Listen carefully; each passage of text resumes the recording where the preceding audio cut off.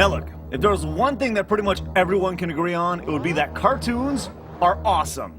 Now, whether they were part of the Disney afternoon or something the dudes at Funimation have dreamt up, there's one thing that those awesome cartoons probably have in common.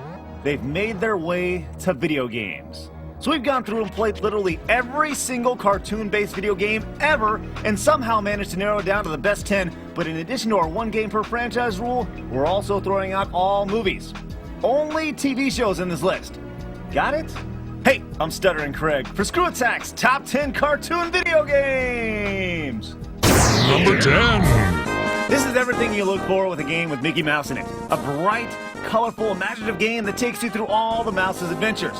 In Magical Quest, Mickey's got some cool outfits with powers to change into, but I think more games should actually institute Mickey's regular method of attacking.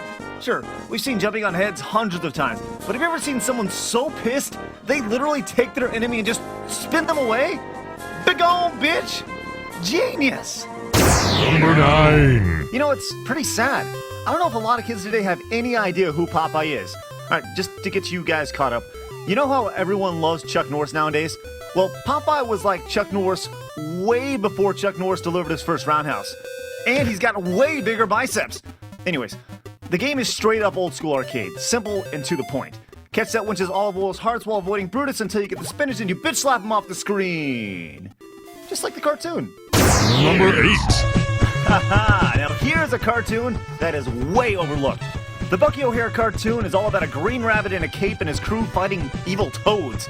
In the just as overlooked NES game, you're pretty much trying to save that crew, and after you do, each member is now playable. It's pretty sweet stuff. While the game is really good, I think we may be giving it some extra points because of its crazy-ass theme song. Bucky! Captain Bucky O'Hare! Mutants and aliens and toads beware! Number 7! Speaking of catchy theme songs, taking cues from Super Mario Bros. 3, Tiny Toons on the NES had you return to Acme Acres as you try to follow the plans of that little dick-face Montana Max. Well, you may be asking yourself, hey Craig, what about those sweet bonus stages and better graphics on the Super Nintendo game? Yeah, those things are nice, but the NES game was way more fun, and graphics don't exactly make the games more fun, do they? No. No, they don't. Are you listening, developers? No. No, they don't. Number 6! Sure, it was originally a comic, yeah. But X-Men has also had a cartoon or two, and one of them spawned this beast. This was one of the premier arcade games back in the day, and is still a blast to play. So, what made it so cool? 4 players? Yeah, it had it. But if you got really lucky, you found a 6-player version. That's right, you and 5 other friends got to play this game at one time. Wait, who am I kidding? Unless it was like a birthday party or something, who went to the arcade with 5 of their friends? That means you're playing with 5 strangers kicking some juggernaut ass. Video games don't encourage social activity. Number 5! Definitely one of the most overlooked games on the Super Nintendo had to have been The Adventures of Batman and Robin. It was made by Konami, and we know they pretty much owned the Super Nintendo, and the 90s for that matter. Right. So it had incredible 16-bit music, all the regular Batman power-ups that you could toggle on or off depending on the mission, and the best thing about it? It was hard. Like, kids saw this on TV, went out to buy it, popped it in, and later returned it because it was too hard. Yeah, even if you thought the cartoon sucked, this is still definitely worth picking up. It's great! Number 4! Now the first thing I think about when I think Chippendales on the NES is 2 players simultaneously. If your friend sucks, you can literally pick them up and carry them. Bitch, get over here, you suck! The second is that sexy mouse gadget, meow, always fixing stuff. And the third is that catchy theme song. Oh yeah, everybody, come on! Chippendales, rescue range, Chippendales, when there's danger. This song will be in your head all day and night because of Sing Along with Craig. God. Number 3! I swear to the good man above, if I ever meet anyone who worked on this game, I'll give them a hug. And won't let go. Yeah, it's gonna get really uncomfortable. DuckTales is 100% what the NES is all about. A game that is so good it actually received the very first video game vault ever done, then it was revisited another time by the nerd in another video game vault. And you know what? We should probably go back and talk about this a 3rd time. I want to hug Scrooge McDuck. Number 2! There have been lots of Turtles games out there. And you know what?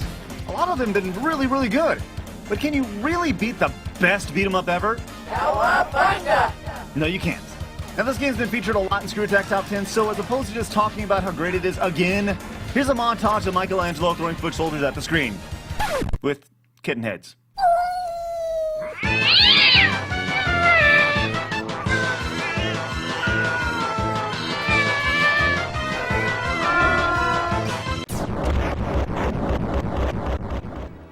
Alright, it's time for the old animated recap before we get to number 1. Number 10, Magical Quest starring Mickey Mouse. Number 9, Popeye. Number 8, Bucky, Captain Bucky O'Hare. Number 7, Tiny Toons. Number 6, X-Men arcade game.